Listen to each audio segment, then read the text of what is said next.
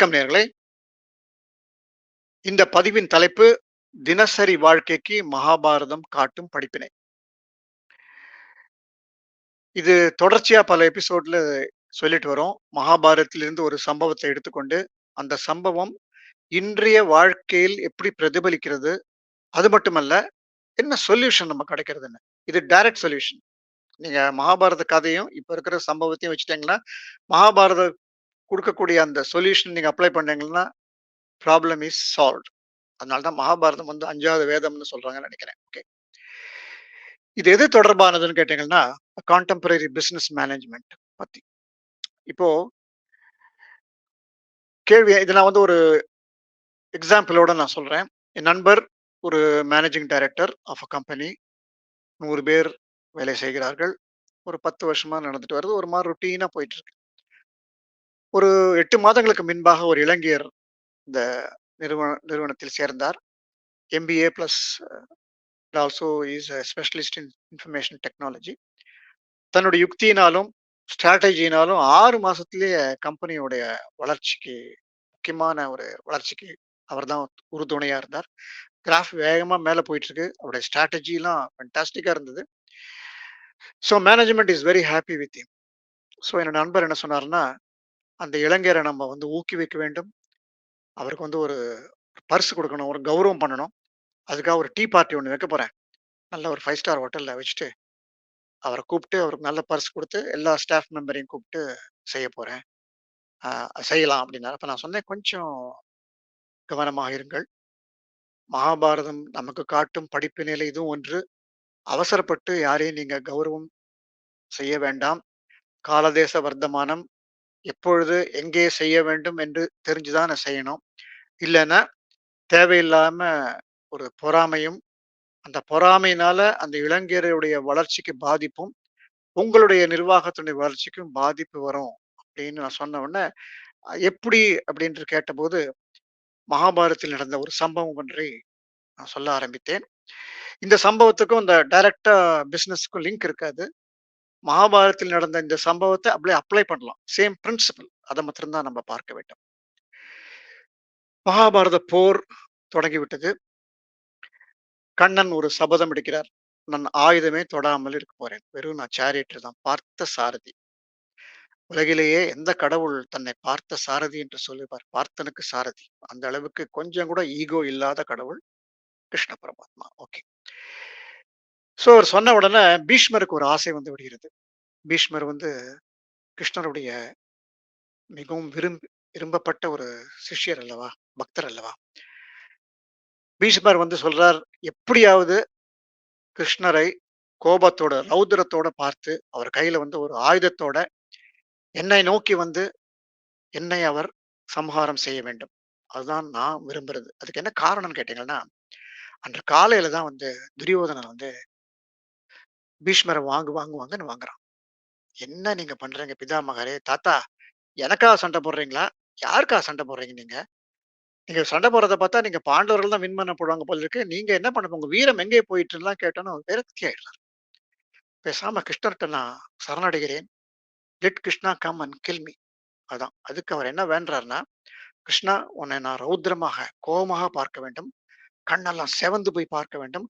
கையில ஒரு ஆயுதத்த எடுத்து நீ நேரா வரணும். நான் உன்னை சரணாகதி அடைகிறேன். என்னை நீ சம்ஹாரம் செய். இதுதான் அவருடைய ஆசை. இந்த ஆசை கிருஷ்ணருக்கு தெரிந்து விட்டது. ஆப்வியஸ்லி. பீஷ்மர் சொன்னது 8வது நாள். மன்னிக்க வேண்டும் 7வது நாள். சாரி. 7வது நாள். 7வது நாள் காலை 8வது நாள் ஒன்றும் நடக்கவில்லை. 9 நாளும் 9 நாள் காலையில தான் இது தொடர்பான ஒரு சம்பவம் நடந்தது. அந்த 24 மணி நேரமும் கிருஷ்ணர் அமைதியாகவே இருந்தார். ஏன்னு கேட்டீங்கன்னா, அது என்ன சொல்றேன் பாருங்க. 9 நாள் காலையில் போர் ஆரம்பித்து விட்டது. கிருஷ்ண பரமாத்மா தேரை ஓட்டுகிறார். அர்ஜுனன் அம்பு எய்து கொண்டிருக்கிறான். அப்ப கிருஷ்ணர் சொல்றார், "என்ன அர்ஜுனா உன்னுடைய வில்லேருந்து புறப்படக்கூடிய அந்த அம்பெல்லாம் வந்து அவ்வளவு எஃபெக்டிவாவே இல்ல. உன்னோட பயோரிதம் இன்னைக்கு ஏதோ குறைஞ்ச மாரி இருக்கு" அப்படிங்கிறாரு. நமக்கெல்லாம் தெரியும் பயோரிதம் என்பது தினசரி ஒவ்வொரு ஒவ்வொரு மனிதனுக்கும் ஒவ்வொரு நிலையில் இருக்கும். அதனால தான் சில சமயம் நம்ம சொல்லுவோம், "இன்னைக்கு ரொம்ப டல்லா இருக்கோமேன்னு" சொல்லுவோம். அன்னைக்கு எந்த வேலையும் செய்ய பிடிக்காது. அந்த மாரி அர்ஜுனன் சொல்றான், "என்னமோ தெரியல கிருஷ்ணா, எனக்கும் என்னமோ டல்லா இருக்கேன் இன்னைக்கு. என்னமோ அம்பு எய்தல கூட பெரிய எஃபெக்டிவா இல்லன்னு." உடனே கிருஷ்ணர் சொல்றாரு, "இத பாரு, நேரா பீஷ்மர்ட்ட போ. இன்னைக்கு நீ பீஷ்மர சம்ஹாரம் பண்ற. போ. சீக்கிரமா நான் வண்டிய ஐ மீன் சேரியட் எடுத்துட்டு போறேன்." அப்படின்னு சொல்றாரு. அம்பு எய்கிறான். அந்த அம்பும் சரியா போய் சேரவில்லை. கிருஷ்ணர் சொல்லுகிறார், "அர்ஜுனா, உனக்கு என்ன ஆச்சுப்பா உனக்கு இன்னைக்கு? என்ன ஆச்சு உனக்கு? உன்னோட வீரமெல்லாம் எங்கேயோ போயிற்று. தயவு செஞ்சு கான்சன்ட்ரேட் பண்ணு. போ." அப்படிங்கிறார். அப்படி சொல்லும்போதே கொஞ்சம் கோவப்படுகிறார். அர்ஜுனன் சில பயப்படுகிறான். அம்பு எய்கிறான். சரியா போல. என்னடா அவன் பயோரிதம் இஸ் வெரி லோ. இந்த தடவ கிருஷ்ணருக்கு கடுமையான கோபம். "அர்ஜுனா, நீ யூஸ்லெஸ் ஃபெல்லோ. உன்ன நம்பி நான் செய்ய போறதில்ல. நான் நேரா போய் இந்த பீஷ்மர சம்ஹாரம் செய்யப் போகிறேன்னு" சொல்லிட்டு தேர்லருந்து கீழ குதிக்கிறார். கண்கள்லாம் அப்படியே ரத்த பழம் சிவப்பாக இருக்கிறது. வேகமா ஓடுகிறார். ஒரு தேருடைய சக்கரத்த எடுத்துக்கிறார். சுழற்றின்னு வந்து அதுதான் அவருடைய ஆயுதம். நேரா பீஷ்மர்ட்ட போறார். பீஷ்மர் சொல்றார், "கிருஷ்ணா, இதத்தான் நான் உன்ட்ட எதிர்பார்த்தேன். வா கண்ணா, என்ன நீ சம்ஹாரம் செய். அதான் நான் காத்துட்டு இருக்கேன். சரணாகதி, சரணாகதிங்கிறார்." அந்த சமயத்துல அர்ஜுனனுக்கு ரியலைஸ் பண்றான். நான் பெரிய தப்பு பண்றோம்ன்னு சொல்லிட்டு வேகமா ஓடி போய் கிருஷ்ணருடைய கால்ல விழுந்து கட்டிக்கிறான். "தயவு செஞ்சு கிருஷ்ணா, நான் எஃபெக்டிவா என்னுடைய போர் திறமையை காண்பிக்கிறேன். தயவு செஞ்சு நீ வந்து உன்னுடைய சபதத்தை நீ வந்து வீணாக்காதே. நீ என்ன சொன்ன நீ? எந்த காரணத்தை கொண்டும் போர் முடியும் வரை நான் ஆயுதத்தை தொடமாட்டேன்னு சொன்னேன் இல்லையா? அந்த சபத்த நீ மெயின்டெயின் பண்ணணும். என்னால அத நீ இழக்கக்கூடாதுன்னு சொல்லிட்டு ரொம்ப அவர் கட்டி பிடிச்சு இழுத்துன்னு வந்து திருப்பி தேர்ல உட்கார்றான். அத சொல்லுவாங்க வந்து என்ன சொல்றதுன்னா மோட்டிவேஷன்பாங்க. அடுத்த நிமிஷமே அர்ஜுனன் வந்து பயங்கரமாக போரிட ஆரம்பித்தான்னு சொல்லிட்டு. மோட்டிவேஷன் தியரிய விட முக்கியமா நம்ம என்ன கவனிக்க வேண்டியது என்றால், கிருஷ்ணர் நினைத்திருந்தால் தன்னுடைய ரௌத்ரமான அந்த நிலையை ஒரு நாள் முன்னாடியே காமிச்சிருக்க முடியும் அவர். ஏன் காமிக்கலன்னு கேட்டா, அப்படி காமிச்சிருந்தா செயற்கையா இருந்திருக்கும்.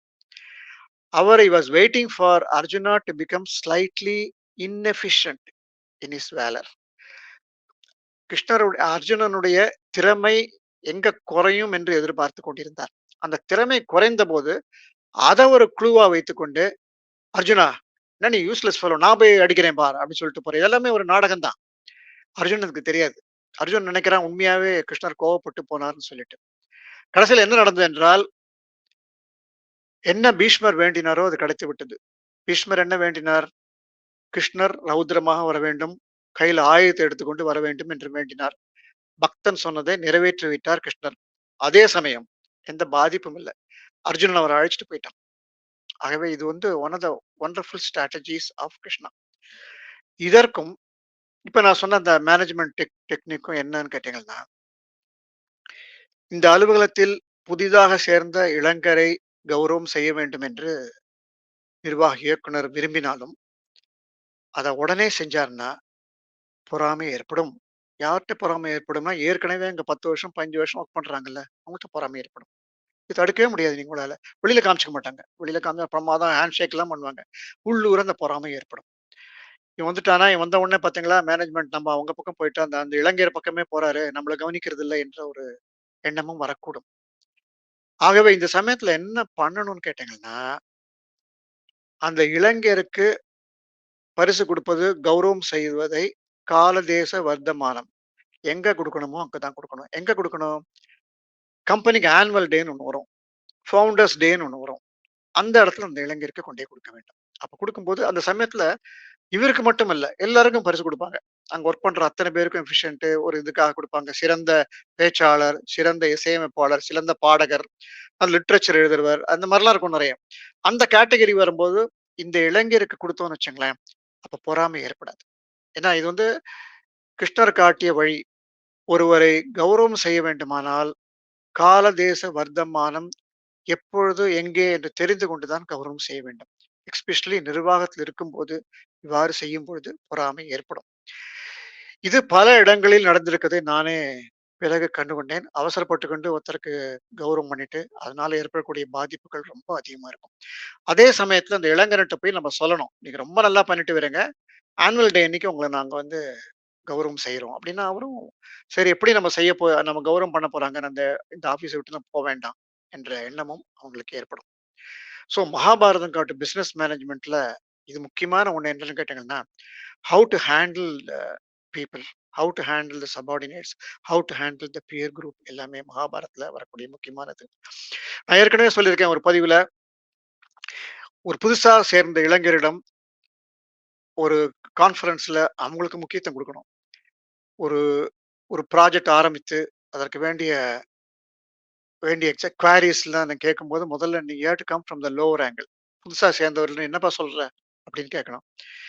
முதல்ல இளைஞர் மிக மகிழ்ச்சியா இருப்பார். நம்மள மதிச்சு அவங்க கேட்கறாங்களேங்கிற எண்ணத்துல சொல்லுவாரு. அவரோட ஐடியா மே பி பெட்டர்.